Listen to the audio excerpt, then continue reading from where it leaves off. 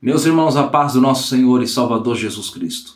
No livro do profeta Joel, capítulo de número 3, versículo 2 e versículo 3 está escrito assim: Congregarei todas as nações e as farei descer ao vale de Josafá, e ali entrarei com elas em juízo, por causa do meu povo e da minha herança, Israel, a quem eles espalharam entre as nações, repartindo a sua terra, e lançaram a sorte sobre o meu povo, e deram um menino por uma meretriz, e venderam uma menina por vinho para beberem. Muito bem, profeta Joel dizendo que Deus um dia vai punir as nações. E por que Deus vai punir as nações? Por dois motivos. Porque as nações desvalorizaram o povo de Israel. As nações não deram o devido valor ao povo de Israel. Primeiro motivo. Segundo motivo, as nações repartiram a terra que o Senhor Deus é dono e que o Senhor Deus, de livre e espontânea vontade soberana dele, deu ao povo de Israel. Você sabe que o Senhor Deus, quando ele chamou Abraão, tanto no capítulo 12, versículo 7 de Gênesis, quanto capítulo 15, versículo 13, como também no capítulo 21, versículo 12 de Gênesis, o Senhor Deus fez uma promessa para Abraão. E Deus prometeu que daria a Abraão e a sua descendência através de Isaac, porque nós sabemos que Abraão teve um segundo filho, que é Ismael, mas Deus disse que através de Isaac, o Senhor Deus daria toda aquela terra aos seus filhos, aos filhos de Abraão, através de Isaac, que é o povo de Israel. Então Deus, que é o dono de toda a terra, conforme está escrito em Salmos de número 24, do Senhor é a terra e a sua plenitude, Deus é o dono de toda a terra. Deus dividiu as nações, né? Deus dividiu a terra entre os povos de forma soberana, mas aquela terra em específico Deus deu ao povo de Israel. Tanto que várias nações já tentou expulsar Israel de lá, já levaram o povo de Israel para o cativeiro na Babilônia, os romanos já expulsaram, aquela terra já foi dominada por vários povos poderosos, mas sempre Deus dá um jeito de devolver aquela terra para o povo de Israel.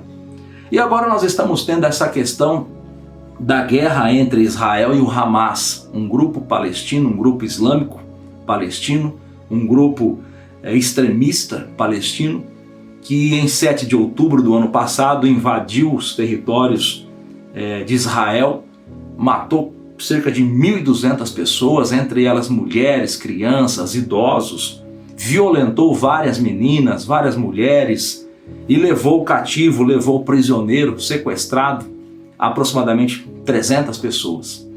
E por este motivo, tão somente por este motivo, o exército de Israel está tentando recuperar estas pessoas e para isso, como é um grupo terrorista armado, para isso fez-se necessário entrar em guerra. E agora você observa um movimento que ele é padrão, preste atenção nisso.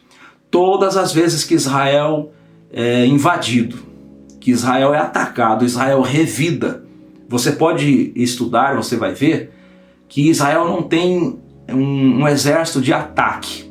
Israel tem uma metodologia que ele dá às suas forças armadas a ideia de força de defesa. Força de defesa. Quer dizer, ele não tem a intenção de atacar, mas ele tem a intenção de se defender. E para isso eles se prepararam muito bem. Hoje é uma das forças armadas mais bem equipadas e experientes do mundo.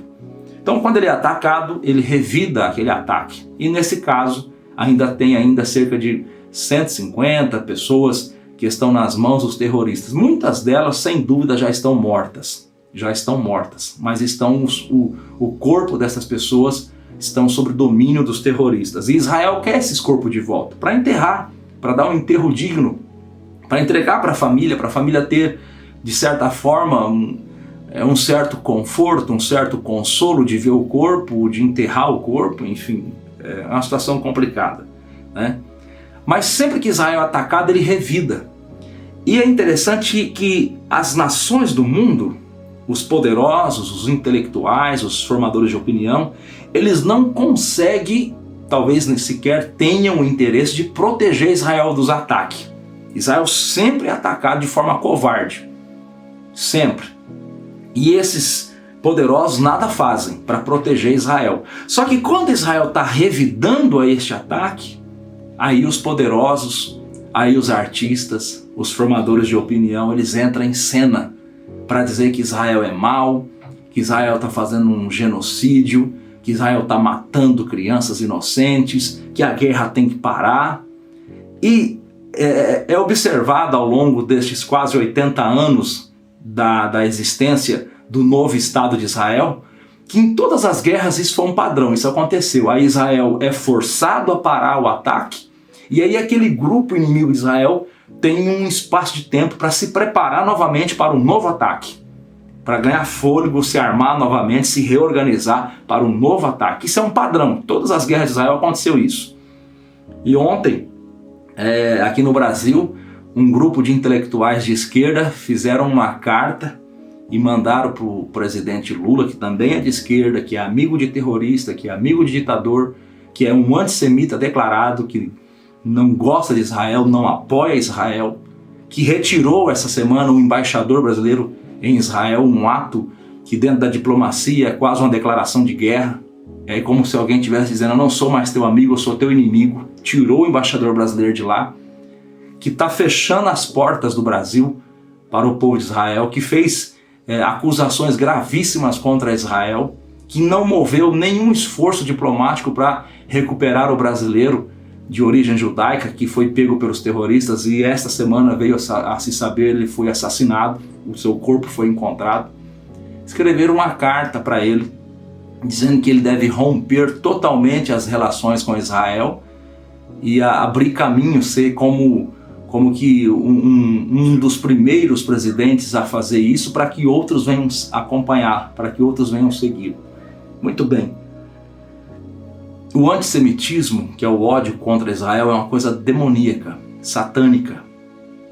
E este é um dos motivos, não único, um dos motivos que o cristão não pode apoiar comunista e socialista.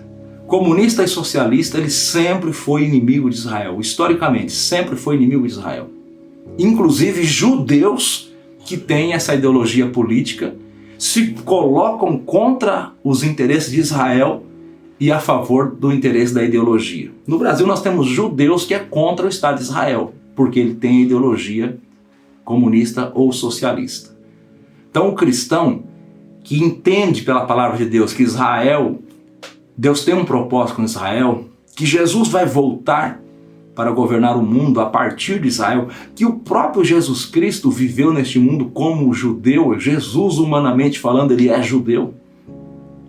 O cristão não pode apoiar esse tipo de ideologia, não pode se atrelar a esse tipo de gente. Este é um dos motivos. É uma vergonha para o nosso país nós termos um governo que se opõe a Israel. O Brasil sempre foi um aliado de Israel, sempre respeitou Israel historicamente. Oswaldo Aranha, embaixador brasileiro na ONU, foi o camarada que deu o voto decisivo, que deu o voto final para que a nação de Israel fosse novamente criada, para que Israel tivesse a sua independência. E nós sabemos, em 14 de maio de 1948, Israel é declarado uma nação independente. O Brasil sempre apoiou Israel. Os judeus sempre viveram tranquilamente dentro do Brasil, sempre teve boas relações, mas agora este governo está se colocando como um inimigo de Israel. E a palavra de Deus, que não pode mentir, ela traz uma palavra que, para aqueles que ajudam Israel, para aqueles que abençoam Israel, ela traz uma bênção. E o contrário disso é verdadeiro. Para aqueles que se opõem a Israel, ela traz uma maldição. Em Salmo 122, versículo 6, está escrito assim: orai pela paz de Jerusalém. Prosperarão aqueles que te amam. Orai pela paz de Jerusalém. Prosperarão aqueles que te amam. O contrário disso é verdadeiro. Em Gênesis capítulo 12, versículo 3, está escrito assim: abençoarei os que te abençoarem, mas amaldiçoarei os que te amaldiçoarem. O governo atual está trazendo maldição para o nosso país, se colocando contra Israel. Que Deus tenha misericórdia do nosso país.